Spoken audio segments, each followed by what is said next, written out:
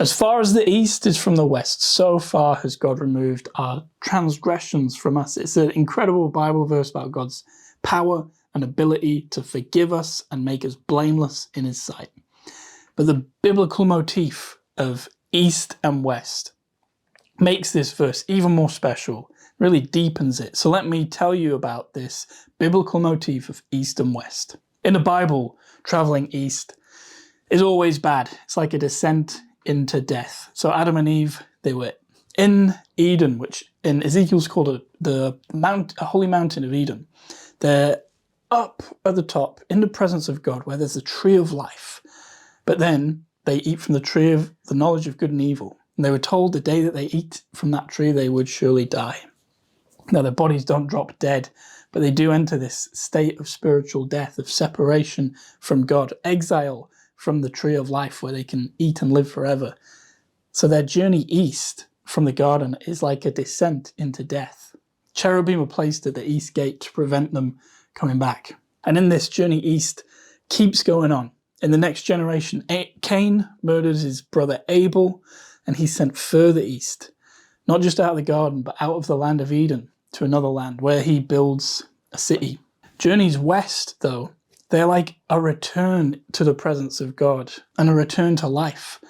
The descent of the first family from Eden to the east is mirrored in Genesis, later in Genesis, by a journey west from a new family. But Abraham, the father of many, journeys west to the land that God promises to give him. And when he reaches the land, God makes a covenant with him. Abraham meets with God, and Abraham walks in the land, being shown the land by God. Like Adam and Eve walked in the garden with God, Abraham has sort of mirrored that descent east by an ascent to the west. Adam and Eve journeyed away from God's presence, and Abraham journeys towards God's presence. There's other east-west journeys like this. Israel, the nation of Israel, they are sent on an exile, which is like another descent into death. They had the temple in Israel, the new Eden. The temple is supposed to be like a new Eden where you can come to the gate and call on the presence of God and encounter God's presence in some special way. But because of Israel's sin and rebellion against God, like Cain, they have to go further east. Cain went east and built a city. Israel go east to Babylon, where they're slaves. And this is again acting out this spiritual state of death that Israel were in and that humanity is in because of sin. In Ezekiel, there's a scene called the Valley of Dry Bones, where Israel are described as just, well, a valley of dry bones. They're spiritually dead. Their bodies might be alive, they might be walking to Babylon, but that is acting out this spiritual state of death that they are in. But then the journey west, the end of the exile, when they come back, this is like a return to life and a return to God's presence. The Valley of Dry Bones, the bones stand up and flesh is knitted on them. God breathes and he fills them with his breath and they come to life. When Israel returns to the promised land, to their land, they build a temple. Again, they have access to God's presence where they can call on him and encounter him in a special way. There's another journey east, which actually this time is taken by God. In Ezekiel chapter 1, Ezekiel and the exiles are in Babylon, and Ezekiel encounters God's presence, not at the temple, but out in Babylon, in the east. God has come to be with his people who have been exiled from his presence. They've been sent east. They've descended to death. And God has followed them to this place. In Ezekiel chapter 10, Ezekiel is having a vision of the temple, and in verse 18 it says, "The glory of the Lord departed from the threshold of the temple and stood over the cherubim. When the cherubim departed, they lifted their wings and rose up from the earth in my sight with the wheels beside them, and they stood still at the entrance of the east gate of the Lord's house, and the glory of the God of Israel hovered over them." Remember when Adam and Eve were exiled from the garden, the cherubim guarded the east. And now Israel have been exiled from Jerusalem, from Israel. And again, at this new garden, the temple, cherubim stand over the east gate. And this time the Lord's with them. And then at the end of chapter 11, they've been, for the whole of chapter 11, they've been hovering here. Verse 22, the cherubim lifted up their wings with the wheels beside them, and the glory of the God of Israel hovered over them. The glory of the Lord went up from the midst of the city and stood over the mountain which is east of the city.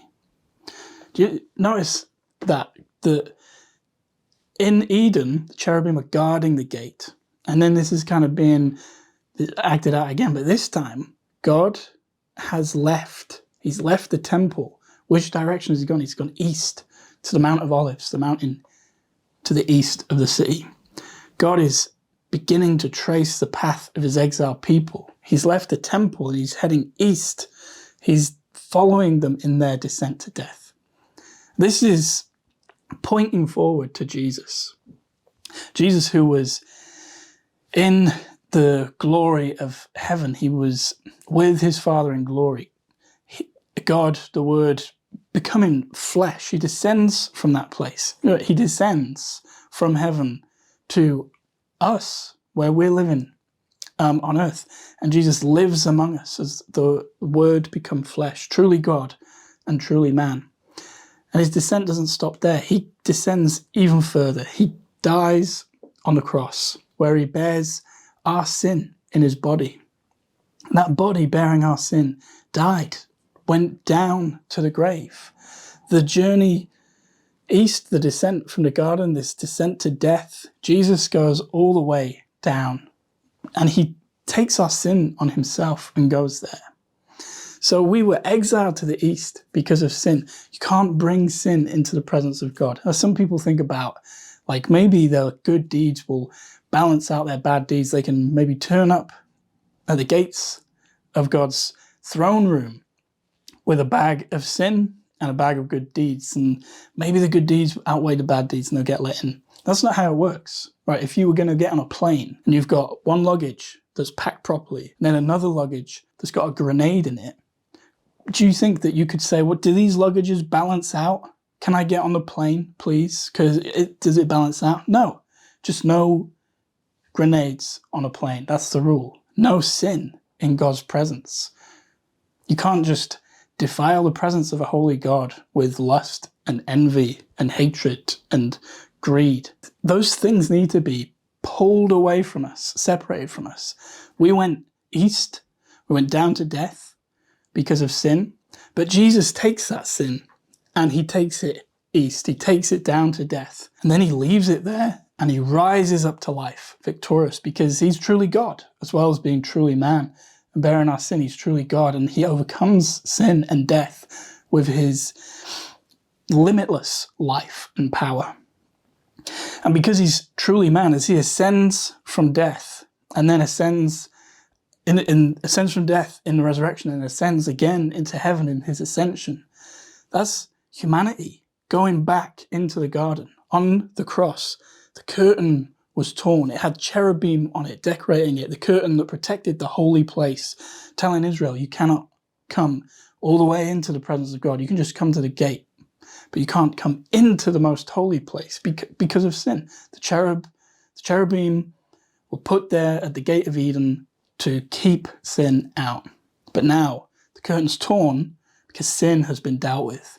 It's been taken all the way to the east, all the way into death. So the way west is open for humanity, and that's demonstrated by Jesus' resurrection and his ascension. Now, anyone who is in Jesus through faith in Jesus can now follow him, him into the presence of God. We get to ascend again into the presence of God, into the garden of delight, into the most holy place, into God's throne room. Jesus bears our sin and puts it to death, and then he brings us with him in the ascension to the presence of God. Is that what you want? I pray it is. I pray that you believe in Jesus and receive eternal life.